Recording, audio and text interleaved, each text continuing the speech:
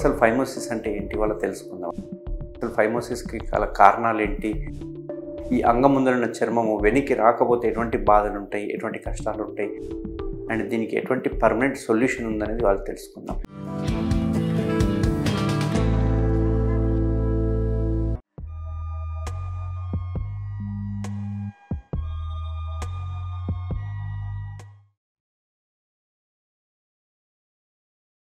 Hello అండి, నేను మీ Kareddy Sridhar Reddy.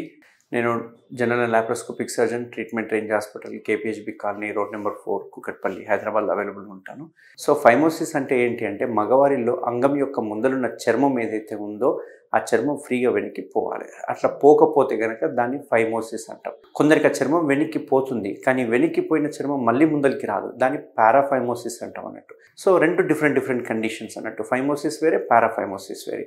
So చాలామందికి ఫైమోసిస్ ఉన్న ప్రాబ్లం ఉన్న వాళ్ళకే పారాఫైమోసిస్ వస్తుంది. సో ఈ ఫైమోసిస్ ఉన్న వాళ్ళు ఏంటంటే, క్లీన్ చేసుకోవడానికో లేకపోతే ఇంటర్కోర్స్ చేసినప్పుడు సడన్గా అనుకోకుండా వెనక్కి వెళ్ళిపోతుంది, వెళ్ళిపోయాక మళ్ళీ ముందరికి రాదు, దాన్ని మనం పారాఫైమోసిస్ అంటాం. బట్ ఈ ఫైమోసిస్లో ఏమవుతుంది అంటే, అంగం చిన్నగా ఉన్నప్పుడు మంచిగా ఫ్రీగా మూవ్ అవుతుంది, మంచిగా క్లీన్ చేసుకునికి వస్తుంది. కానీ అంగం వన్స్ పెద్దగా అయిన తర్వాత, అంగం స్తంభించిన తర్వాత, ఎరెక్షన్ అయిన తర్వాత చర్మం వెనక్కి రాదు. కొందరికి ఓన్లీ 10% మాత్రమే వెనక్కి పోతుంది, మిగతా వాళ్ళకి కొంచెం ఎక్కువ పర్సెంటేజ్ పోతుంది, కానీ పెయిన్ఫుల్గా వెళ్తుంది. కొందరికి వెనక్కి టైట్గా మూవ్ అవుతున్న వల్ల పెయిన్ వస్తుంటుంది. అంటే ఇట్లా డిఫరెంట్ కండిషన్స్ వల్ల ఏమవుతుందంటే, ఆ చర్మం వెనక్కి రాకపోవడం వలన రేపు ఇంటర్కోర్స్ చేసినప్పుడు విపరీతమైన మంట, నొప్పి రావడము, బ్లీడ్ అవ్వడము.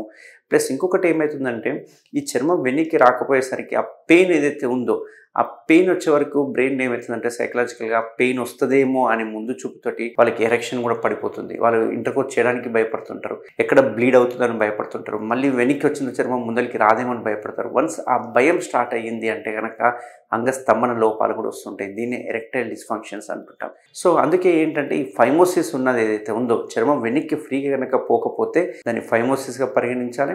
ఈ ఫైమోసిస్కి ఎటువంటి మందులు కానీ, ఫైమోసిస్కి ఏదో రింగ్స్ అంటుంటారు, అవి ఏవి వర్కౌట్ కావవు. సో దీనికి ఖచ్చితంగా ఆపరేషన్ చేయించుకోవాలి, ఏది పర్మనెంట్ సొల్యూషన్ కావాలనుకుంటే కనుక. సో ఆపరేషన్ ఏం చేయించుకోవాలి అంటే, యూజువల్గా అందరూ బయట చేసే సర్జరీస్ ఏవైతే ఉన్నాయో దాన్ని ఓపెన్ సర్కంసిషన్ అంటే కన్వెన్షనల్ మెథడ్ అంటాం అన్నట్టు. యూజువల్గా అంగం ఇలా ఉంటుంది కదా, అంగం యొక్క ముందరున్న చర్మం ఈ రకంగా ఉంటుంది, కిందన్న చర్మం ఇక్కడ అటాచ్ అయ్యి ఈ రకంగా ఉంటుంది. సో ఇది టైట్ అయిపోతుంది అన్నట్టు. ఇది టైట్ అయిపోవడం వల్ల వాళ్ళకి వెనక్కి రాదు, చర్మం ఎంత లాగినా వెనక్కి రాదు. సో ఇప్పుడు ఈ అంగం యొక్క ముందల హెడ్ భాగం ఏదైతే ఉందో, ఈ హెడ్ భాగాన్ని మనం గ్లాన్స్ అంటాం అన్నట్టు. సో ఈ గ్లాన్స్ మీద చర్మం మూవ్ కాకపోయేసరికి ఏమవుతుందంటే, టైట్గా మూవ్ అయ్యే వరకు పెయిన్ రావడం, ఇవన్నీ చూస్తూ ఉంటాం అన్నట్టు. సో మనం యూజువల్గా ఏం చేస్తామంటే, ఇక్కడ వరకు చర్మాన్ని తీసేస్తాం, ఎందుకంటే ఇదంతా టైట్ ఉంది. ఈ టైట్ అయిపోయిన చర్మాన్ని మొత్తం మనం ఈ రకంగా తీసేసేస్తాం. ఈ తీసే మెథడ్ మామూలుగా అందరూ చేసేది ఓపెన్ టెక్నిక్ అంటుంటారు. బట్ మనం చేసే ట్రీట్మెంట్ రేంజ్ హాస్పిటల్లో చేసే లేటెస్ట్ సర్జరీ ఏంటి అంటే, KSR stapler circumcision surgery. So ఈ కేఎస్ఆర్ స్టేప్లర్ సర్కంసిషన్ సర్జరీలో ఏమవుతుంది అంటే, ఈ కేఎస్ఆర్ అనేది ఒక స్టేప్లర్ అన్నట్టు.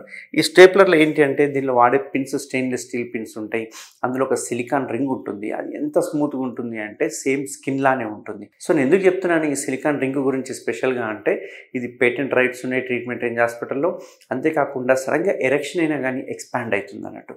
సో దీనివల్ల ఎటువంటి బ్లీడింగ్ ఉండదు, ఎటువంటి వాపు రాదు, ఎటువంటి పెయిన్ ఉండదు, కంప్లీట్ పెయిన్లెస్ ట్రీట్మెంట్ అన్నట్టు. సో కాకపోతే ఫస్ట్ ఒక 1 or 2 days మాత్రం చాలా మందికి ఏంటంటే ఏదో పట్టేసిన ఫీలింగ్ ఉంటుంది, కొంచెం ఆ సెన్సిటివిటీ ఇవన్నీ డెవలప్ అవుతూ ఉంటాయి అన్నట్టు. బట్ 1 or 2 daysలో వాళ్ళు సెట్ అయిపోతుంటారు అన్నట్టు. బట్ ఎప్పుడైతే నేను చెప్పే ప్రికాషన్స్ తీసుకోకపోతే కనుక కొన్ని కాంప్లికేషన్స్ వచ్చే అవకాశాలు ఉంటాయి. సో ప్రికాషన్స్ ఏంటి అంటే, ఒకటి ఎరెక్షన్ అవ్వకుండా చూసుకోవాలి, రెండవది 1 month వరకు కలవకూడదు, నో ఇంటర్కోర్స్ అన్నట్టు. ఈ 2 జాగ్రత్తలు కానీ తీసుకుంటే సర్జరీ చేసినట్టు కూడా ఉండదు.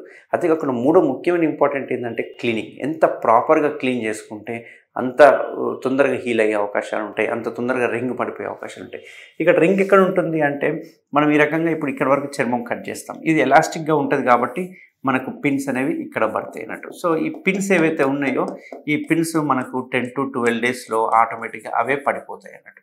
సో ఇది just 5 minutes surgery and ½ an hourలో పేషెంట్ డిశ్చార్జింగ్ జరుగుతుంది. వాళ్ళు అన్ని పనులు చేసుకోవచ్చు, యథావిధిగా బైక్ కావచ్చు, కార్ కావచ్చు, మెట్లు ఎక్కవచ్చు, ఇవన్నీ ఏదైనా చేసుకోవచ్చు. బట్ ఒకటే చేయకూడని పని ఏంటి అంటే, ఇంటర్కోర్స్ చేయకూడదు, కలవకూడదు. ఇది ఒక్క జాగ్రత్తగా తీసుకుంటే ఈ సర్జరీ చేసినట్టు కూడా ఉండదు.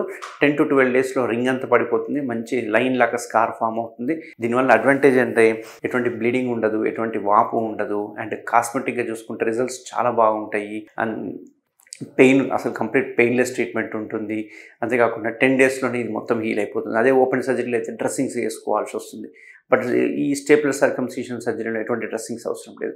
అంతేకాకుండా ఈ కేఎస్ఆర్ స్టేప్లర్ అనేది ఏంటంటే డిస్పోజబుల్ స్టేపర్. ఈ స్టేప్లర్ అడ్వాంటేజ్ ఏంటంటే మనం ఒక పేషెంట్కి వాడి పడేస్తాం, రెండో పేషెంట్కి వాడం మన దగ్గర. దీనివల్ల క్రాస్ ఇన్ఫెక్షన్స్ ఉండవన్నట్టు. ఒక పేషెంట్కి ఒకటే వాడతాం కాబట్టి దీనివల్ల ఈ అడ్వాంటేజెస్ ఉంటాయి. సో ఎవరికైనా ఇట్లా ఫైమోసిస్ లక్షణాలు ఉంటే తప్పకుండా నన్ను కన్సల్ట్ అవ్వండి. మనం కేఎస్ఆర్ స్టేప్లర్ సర్కంసిషన్ సర్జరీ చేయడం వల్ల ఈ డిజీజ్ ఏదైతే ఉందో కంప్లీట్గా నిర్మూలించవచ్చు. Thank you very much.